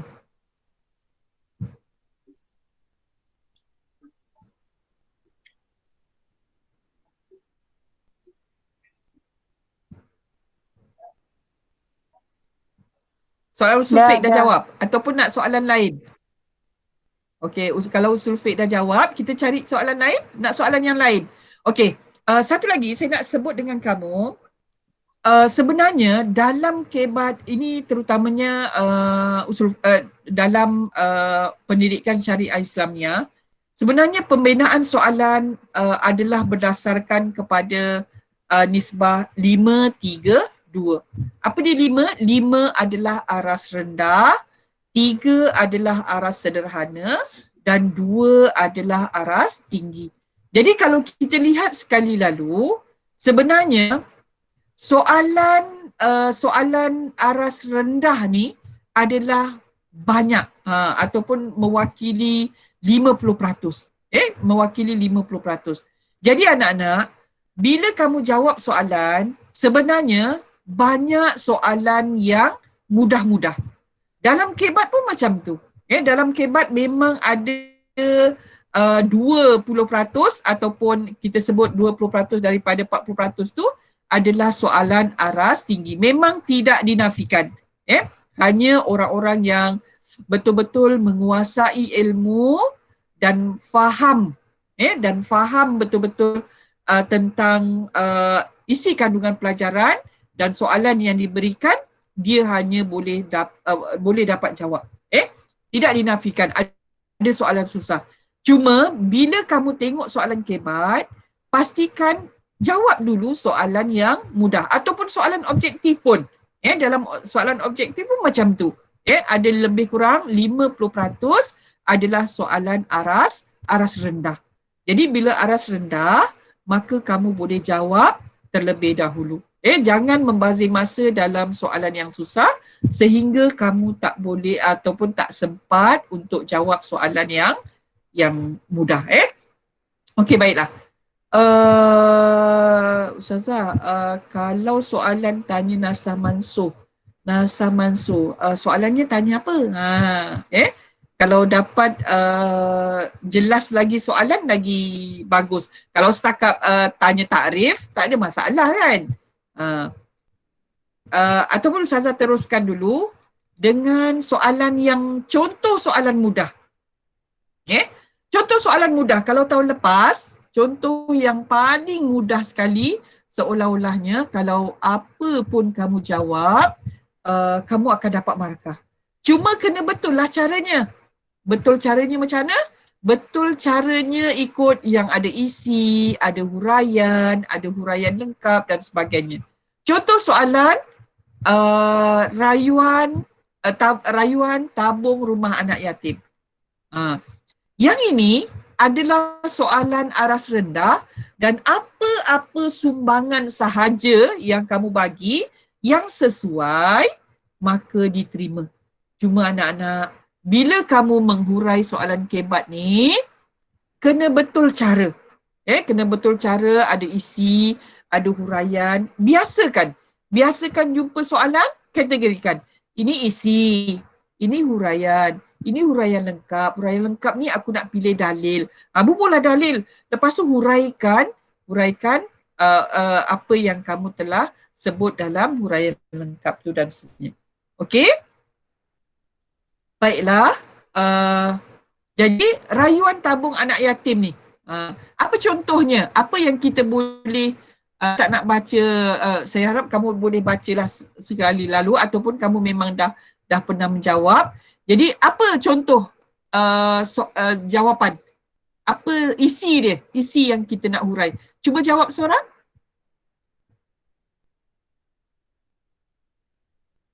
Ya, bagus. Haikal. Okey, Haikal, teringinlah nak jumpa pelajar lelaki yang lain.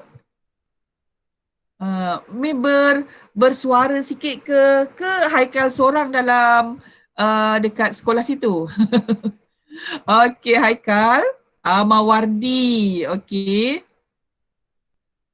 Okey, baiklah. Hulurkan bantuan kewangan. Anak-anak nak cakap kena lengkap. Macam tu. Nak cakap kena lengkap. Okey, contohnya, sumbangan yang boleh saya berikan kepada penghuni rumah tersebut atau mana-mana tempat sepertinya adalah dengan menghulurkan bantuan kewangan. Okey. Menghulurkan bantuan kewangan. Maksudnya kamu nak bagi duit. Kamu nak bagi duit. Apa huraiannya?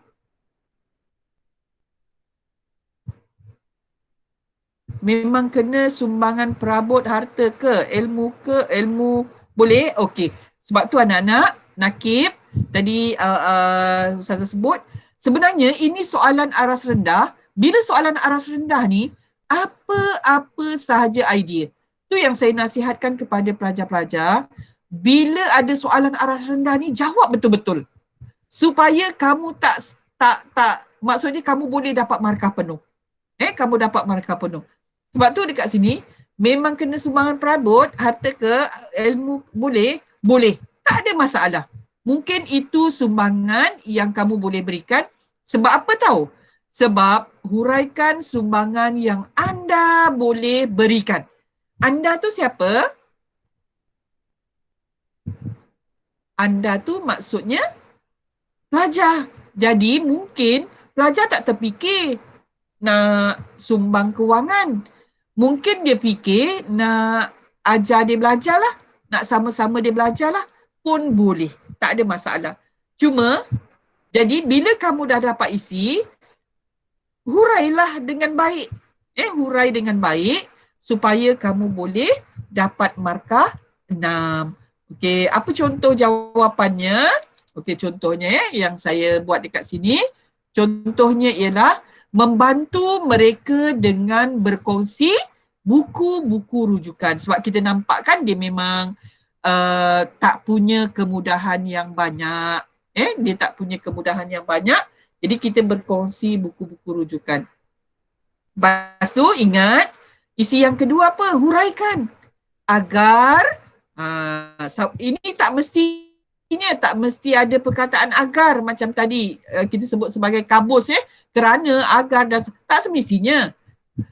Agar mereka boleh mengulang kaji pelajaran dengan lebih sempurna. Kan jelas macam tu? Okey, lepas tu ini yang tadi tanya, boleh tak guna firman Allah yang ada dekat situ? Boleh. Ini bertepatan dengan firman Allah. Contohnya, kalau firman Allah, wa ta'awanu 'alal birri wat taqwa. Contohnya pun boleh. Sebab tu saya kata jangan terjemahkan. Jangan terjemahkan. Terjemahkan, nanti kamu tak dapat markah dalam huraian penerangan lengkap. Itu cuma ayat Quran bahasa Arab, terjemahan bahasa Melayu. Jadi, apa yang perlu kamu buat? Ayat ini merupakan galakan supaya kita membantu dalam perkara kebaikan. Ulah je sikit ayat tu supaya menjadi penerangan kepada huraian lengkap. Okey? Lepas tu, okey, nanti saya jawab soalan Nadra. Kesimpulannya. Oleh itu, ada yang tanya pula, Ustazah, kesimpulan tu mesti ada oleh itu ke? Tidak mestinya. Tidak semestinya. Okey? Tapi yang senang nak tutup cerita macam itulah. Oleh itu, amalan ini seharusnya menjadi budaya dalam kalangan pelajar sekolah. Ingat, kesilapan calon. Dia kata apa? Oleh itu, kita hendaklah berkongsi buku-buku rujukan supaya mereka boleh mengulang kaji pelajaran dengan sempurna. Itu yang selalu pelajar buat. Jadi tolong elakkan daripada membuat kesimpulan dengan mengambil isi yang telah kamu buat. Itu sebagai ulangan dan kita tak akan bagi markah. Okey, baiklah. Kita sewajarnya menggalakkan oleh itu amalan ini seharusnya menjadi budaya dalam kalangan pelajar. Kita sewajarnya menggalakkan amalan bantu-membantu dalam kalangan kita agar sama-sama dapat mencapai kecemerlangan. Idea baru bila buat kesimpulan adalah satu idea baru untuk menyimpulkan cerita yang kamu buat. Okey? Kita hendaklah bagi satu isi sahaja. Tidak langsung soalan tersebut menunjukkan kepada analitik. Jadi sebab tu anak-anak, hari tu waktu raid kertas ni, ada yang menjawab, 1, memberi bantuan buku-buku rujukan supaya mereka boleh mengulang kaji pelajaran. 2, memberi bantuan kewangan supaya boleh memberi katil. 3, dia dapat 2 markah sahaja maksima. Kita ambil isi dan huraian sahaja. Jadi tolong hati-hati dalam perkara tersebut. Okey, kita kena mention katil juga ke? Sebab dalam maklumat dia cakap pasal katil himpit-himpit. Okey, baiklah. Tak ada masalah, boleh je.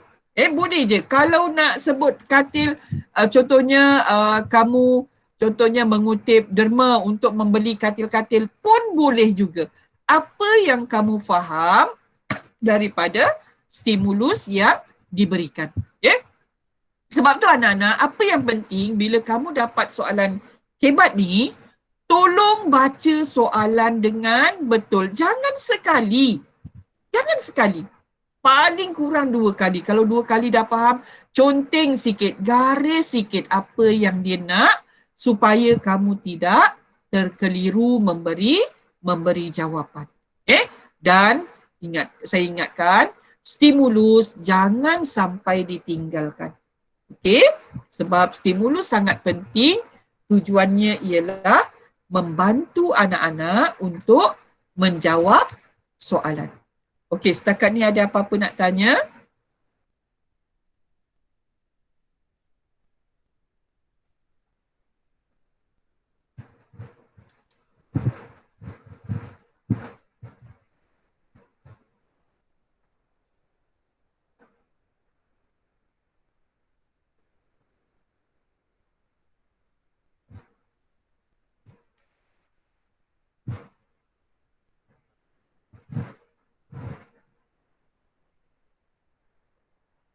Setakat ni ada apa-apa nak tanya?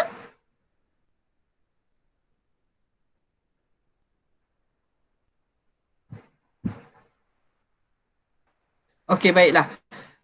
Saya teruskan sikit lagi. Saya teruskan sikit lagi. Boleh teruskan sikit lagi, Haikal? Boleh Ustazah. Bagus. Baiklah. Saya nak teruskan sikit lagi. Ada soalan kebat. Contoh kita tengok tahun lepas lah. Kita tengok tahun lepas. Ada soalan yang dia 6 markah tetapi dalam satu stimulus. Maknanya soalan satu contohnya, kamu nampak soalan saya? Nampak. Bagus. Contohnya dalam soalan ni dia kebat 6 markah tapi bercerai. Berdasarkan pernyataan di atas, terangkan bentuk muamalah yang sesuai. Itu 2 markah. Maknanya kalau macam ni kena ada apa? Ada isi dan huraian. Baru dapat markah 2. Huraikan bagaimanakah muamalah tersebut dapat dilakukan. Itu 4 markah. Jadi kita ikut cara kebat 4 markah, bukan jawab dengan analitik. Kita tengok contoh jawapan.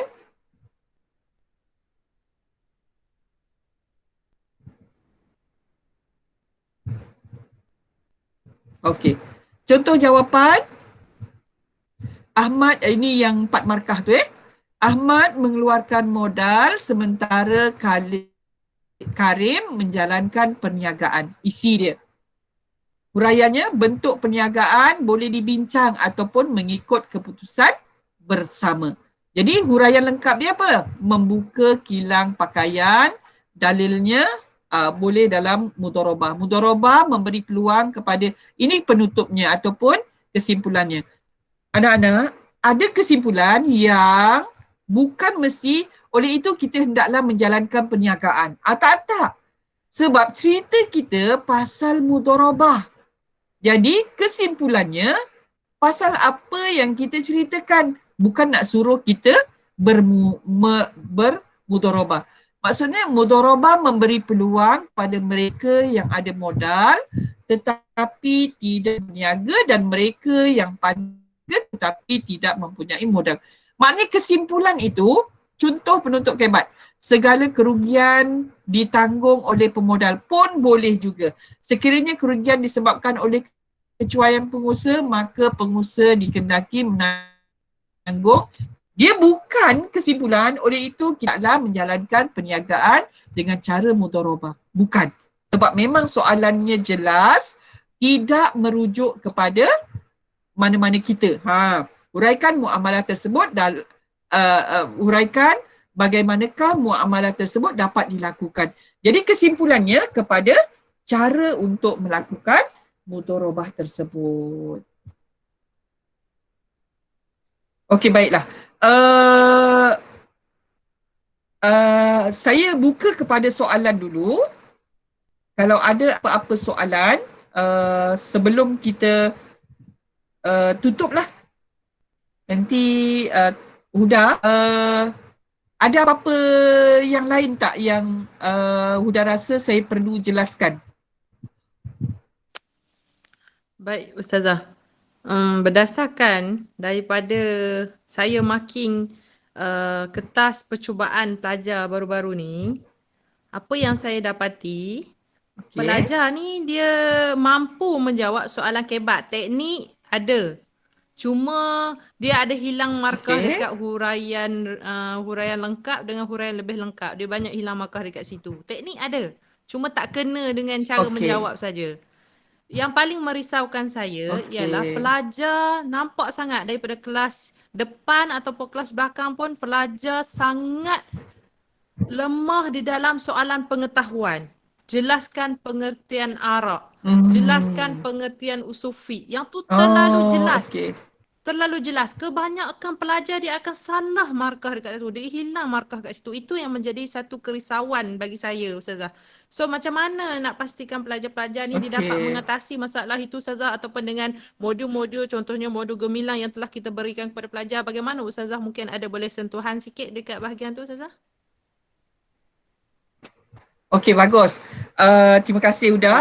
Sebab itu, bila Huda sebelum ni Huda pun ada menyuarakan tentang masalah pelajar tidak menguasai fakta. Anak-anak yang saya kasih sekalian, dalam pendidikan syariah Islamiah ataupun dalam mana-mana disiplin ilmu, kita kena ada asas. Sebab tu awal-awal tadi saya sentuh tentang soalan yang terhad, respon terhad. Respon terhad, mau tidak mau, kamu kena kuasai ilmu. Tu yang saya mudahkan sikit untuk menguasai ilmu, fahamkan dulu. Mau tak mau. Kebimbangan kita sebab dia banyak. Contohnya tadi saya dah sebut, ada 10 markah ataupun kalau kita tengok soalan 2017, ada 5 takrif yang memang kena ditakrifkan dengan lengkap. Dengan lengkap. Tu yang saya bagi contoh tadi. Tersilap perkataan terbit matahari dengan terbit fajar pun boleh menjejaskan markah. Ataupun kadang-kadang tak dapat markah langsung. Contohnya macam itu. Sebab dah salah konsep. Jadi anak-anak yang saya kasih sekalian, memang tidak ada jalan pintas untuk berjaya dengan cemerlang. Jadi anak-anak, ada masa sikit lagi ni. Ada masa sikit lagi. Terutamanya memang kita rasa risaulah yang berada di Selangor ini. Memang agak risau yang berada di Selangor. Orang lain belajar dengan cara biasa. Kita terpaksa belajar cara macam ni lah. Cara macam ni. Jadi anak-anak yang saya kasih sekalian, jadi apa yang kerisauan yang Ustazah Huda sebut itu, apa puncanya? Apa puncanya? Saya nak tengok respon pelajar, apa puncanya sebenarnya? Saya rasa kamu perasan apa puncanya. Syahidah, apa puncanya? Ya, kejap ni.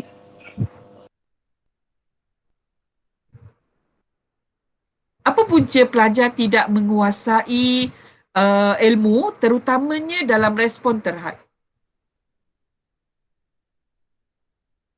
Yang pastinya kurang membaca.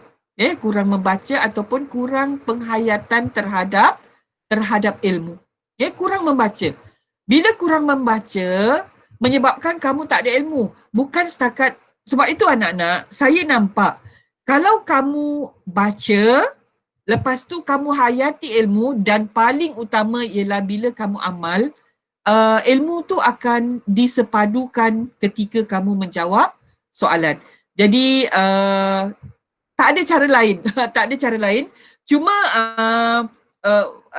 Ustazah Huda tadi ada sebut ada tak buku ke apa ke. Jadi sebenarnya dalam selain daripada modul gemilang yang kita telah siapkan, kita juga telah siapkan nota tudingan. Ustazah Huda dah dapat ke nota tudingan tu? Kita dah bekalkan kepada pelajar dah, Ustazah, sebelum percubaan. Okey. Jadi nota tudingan itu juga boleh membantu sebab kita dah ringkaskan tajuk-tajuk yang rasanya dah lama tak keluar. Dah lama tak keluar. Jadi anak-anak kena berusaha untuk menghafal. Kena berusaha untuk menghafal. Tidak ada cara lain selain daripada kamu buat nota sendiri. Jangan harap kepada soalan yang boleh direka sahaja. Jangan mengharap sebab ada banyak lagi soalan yang memang kena ada ilmu baru menjawab. Anak-anak, pendidikan syariah Islamiah bukan macam karangan biasa. Nak menjawab soalan kebat juga perlu kepada asas ilmu. Contohnya soalan mudharabah tadi. Kalau kamu tak faham konsep mudharabah, kamu tak akan jumpa perkataan mudharabah. Cuma bagusnya dalam PSI ini, walaupun kamu tak jumpa perkataan mudharabah, kamu boleh lagi dapat markah dalam bahagian lain, terutamanya kalau kebat itu memerlukan istilah. Maksudnya, contohnya kamu tak tahu mudharabah, tapi kamu jawab yang lain-lain. Contohnya, kita perlu hendaklah bekerjasama dalam memberi modal, contohnya. Itu dapat markah lagi. Tapi nak dapat markah yang baik, kena kuasai ilmu. Okey, saya rasa menjawab kot Huda soalan yang Huda sebut tu. Ya Ustazah. Sebenarnya itulah saya mengharapkan penekanan daripada Ustazah tu. Biasanya pelajar ni kalau dengar kita dia yang selalu bercakap, betul kan? Dia rasa dah immune dah. Dia dah biasa dah. Walhal benda tu terlalu penting. Sedangkan di bahagian itu ialah 50% adalah di situ. Betul. Saya setuju sangat cakap Huda. Jadi saya setuju sangat cakap Huda tu. Memang bahagian respon terhad tu kalau tak baca memang tak dapat. Kalau tak baca memang tak dapat. Jadi anak-anak rebut peluang cikgu-cikgu tak ganggu ni. Rebut peluang cikgu-cikgu tak ganggu ni untuk menguasai. Jadi biarlah kita bersusah-susah dahulu, bersenang-senang, kemudian kekang waktu. Orang kata waktu honeymoon, waktu PKP ni. Tidak. Bagi calon SPM, waktu inilah peluang kamu untuk terus mengulang kaji pelajaran dengan sebaik-baiknya. Okey, ada soalan lain daripada pelajar-pelajar?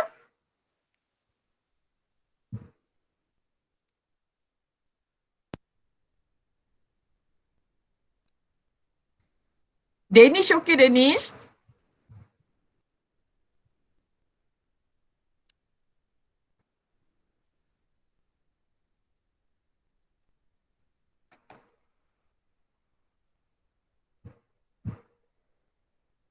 Abbas okey?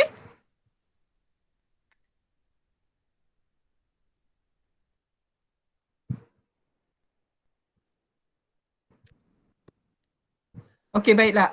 Huda, macam mana kita nak tamatkan ataupun macam ni Huda. Saya rasa memang tak puas bercakap dengan budak-budak ni cara macam ni. Okay. Saya rasa saya boleh bagi